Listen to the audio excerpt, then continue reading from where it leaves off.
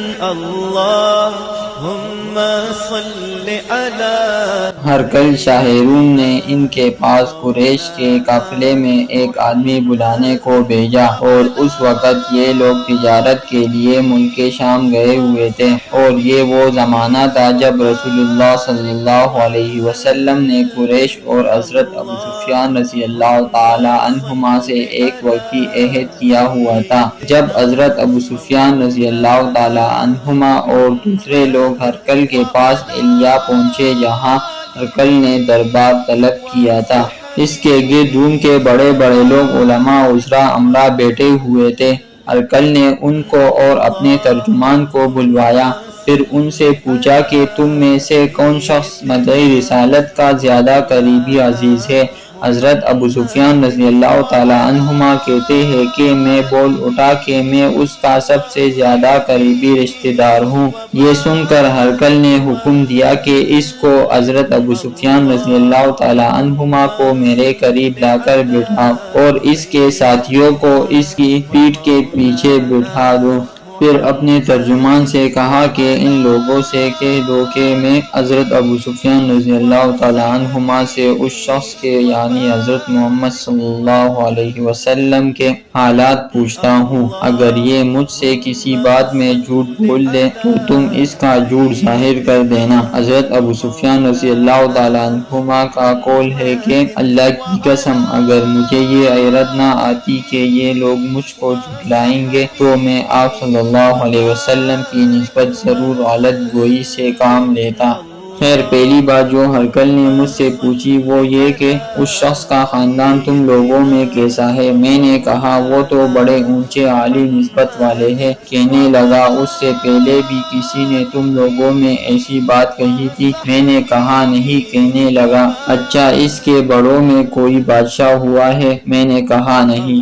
پھر اس نے کہا بڑے لوگوں نے اس کی پیروی اختیار کی ہے یا کمزوروں نے؟ میں نے کہا نہیں، کمزوروں نے۔ پھر کہنے لگا اس کے تابعدار اور بڑھتے جاتے ہیں یا کوئی ساتھی پھر بھی جاتا ہے؟ میں نے کہا نہیں۔ کہنے لگا کہ کیا اپنے اس دعوی نبوت سے پہلے کبھی کسی بھی موقع پر اس نے جھوٹ بولا ہے؟ میں نے کہا نہیں، اور اب ہماری اس سے صلح کی ایک مقررہ مدت ٹھہری ہوئی ہے، معلوم نہیں وہ اس میں کیا کرنے والا ہے۔ حضرت ابو سفیان رضی اللہ تعالی عنہما کہتے ہیں میں اس بات کے سوا اور کوئی جھوٹ اس گفتگو میں شامل نہ کر سکا۔ ہرقل نے کہا کیا تمہارے اس سے کبھی لڑائی بھی ہوتی ہے؟ ہم نے کہا کہ ہاں۔ بولا پھر تمہاری اور اس کی جنگ کا کیا حال ہوتا ہے؟ میں نے کہا لڑائی ڈول کی طرح ہے، کبھی وہ ہم سے میدان جنگ جیت لیتے ہیں اور کبھی ہم ان سے جیت لیتے ہیں۔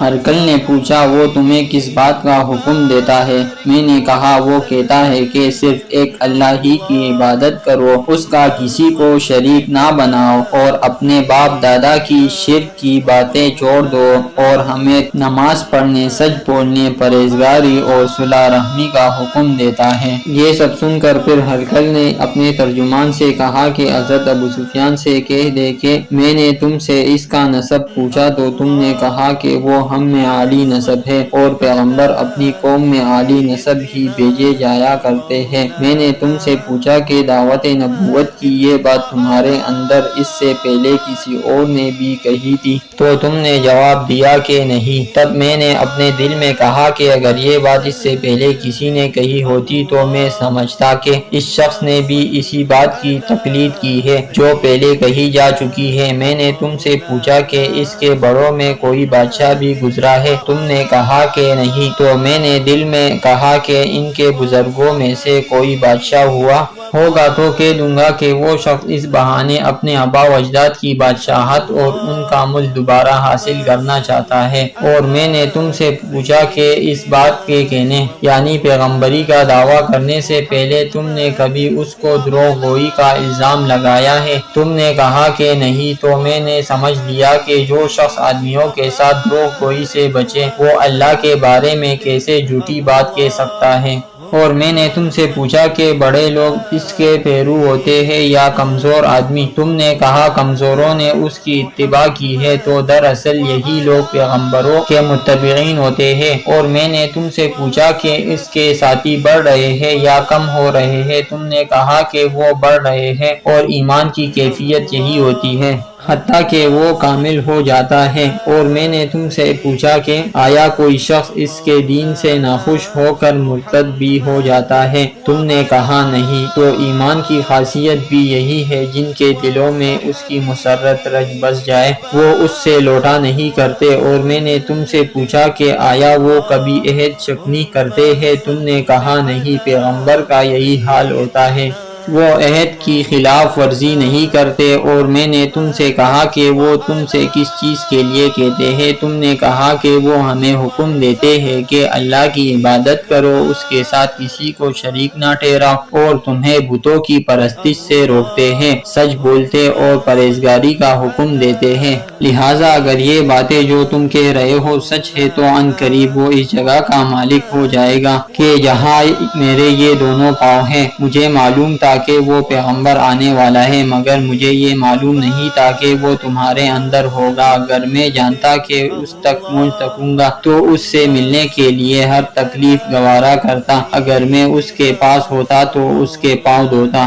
ہرقل نے رسول اللہ صلی اللہ علیہ وسلم کا وہ خط منگایا جو آپ نے دحیہ کلبی رضی اللہ تعالیٰ عنہ کے ذریعے حاکم بصرہ کے پاس بھیجا تھا، اور اس نے وہ ہرقل کے پاس بھیج دیا تھا۔ پھر اس کو پڑھا تو اس میں لکھا تھا، اللہ کے نام کے ساتھ جو نہایت مہربان اور رحم والا ہے۔ اللہ کے بندے اور اس کے پیغمبر محمد صلی اللہ علیہ وسلم کی طرف سے یہ خط ہے شاہ روم کے لیے۔ اس شخص پر سلام ہو جو ہدایت کی پیروی کرے۔ اس کے بعد میں آپ کے سامنے دعوت اسلام پیش کرتا ہوں۔ اگر آپ اسلام لے آئیں گے تو دین و دنیا میں سلامتی نصیب ہوگی، اللہ آپ کو دوہرا ثواب دے گا، اور اگر آپ میری دعوت سے روگردانی کریں گے تو آپ کی رعایا کا گناہ بھی آپ ہی پر ہوگا۔ اور اے اہل کتاب، ایک ایسی بات پر آ جاؤ جو ہمارے اور تمہارے درمیان یکساں ہے، وہ یہ کہ ہم اللہ کے سوا کسی کی عبادت نہ کرے اور کسی کو اس کا شریک نہ ٹھہرائے، اور نہ ہم میں سے کوئی کسی اور خدا کے سوا اپنا رب بنائے۔ پھر اگر وہ اہل کتاب اس بات سے منہ پھیر لے تو مسلمانوں تم ان سے کہہ دو کہ تم مانو یا نہ مانو، ہم تو ایک خدا کے اطاعت گزار ہیں۔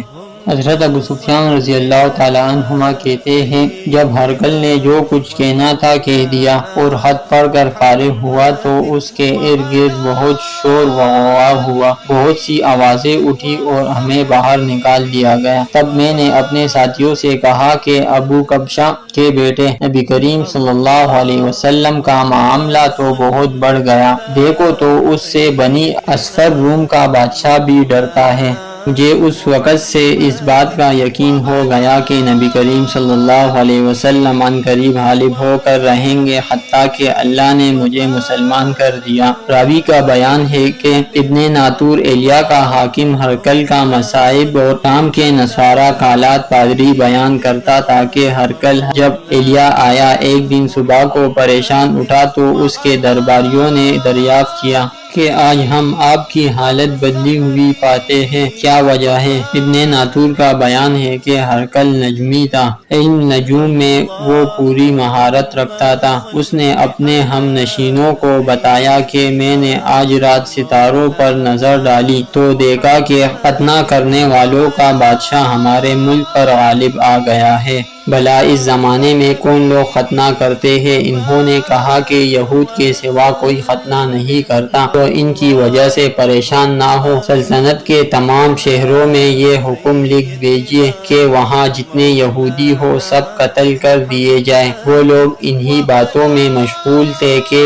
ہرقل کے پاس ایک آدمی لایا گیا جسے شاہ حسان نے بھیجا تھا۔ اس نے رسول اللہ صلی اللہ علیہ وسلم کے حالات بیان کیے۔ جب ہرقل سارے حالات سن لیے تو کہا کہ جا کر دیکھو وہ ختنہ کیے ہوئے ہے یا نہیں۔ انہوں نے اسے دیکھا تو بتلایا کہ وہ ختنہ کیا ہوا ہے۔ ہرقل نے جب اس شخص سے عرب کے بارے میں پوچھا تو اس نے بتلایا کہ وہ ختنہ کرتے ہیں۔ تب ہرقل نے کہا کہ یہی محمد صلی اللہ علیہ وسلم اس امت کے بادشاہ ہے جو پیدا ہو چکے ہیں۔ پھر اس نے اپنے ایک دوست کو رومیہ خط لکھا اور وہ بعلم نجوم میں ہرقل کی طرح ماہر تھا۔ پھر وہاں سے ہرقل حمص چلا گیا، ابھی حمص سے نکلا نہیں تھا کہ اس کے دوست کا خط اس کے جواب میں آ گیا۔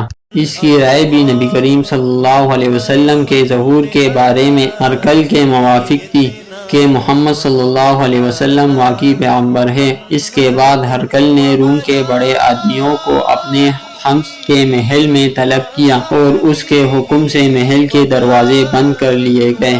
پھر وہ اپنے خاص محل سے باہر آیا اور کہا، اے روم والو، کیا ہدایت اور کامیابی میں کچھ حصہ تمہارے لیے بھی ہے؟ اگر تم اپنی سلطنت کی بقا چاہتے ہو تو پھر اس نبی کی بیعت کر لو اور مسلمان ہو جاؤ۔ یہ سننا تھا کہ پھر وہ لوگ وحشی گدھوں کی طرح دروازوں کی طرف دوڑے مگر انہیں بند پایا۔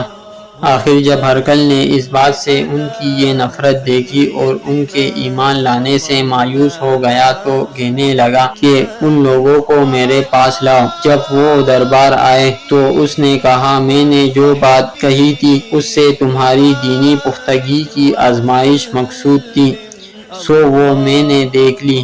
تب یہ بات سن کر وہ سب کے سب اس کے سامنے سجدے میں گر پڑے اور اس سے خوش ہو گئے۔ بالآخر ہرقل کی آخری حالت یہی رہی۔ صحیح بخاری حدیث نمبر 7۔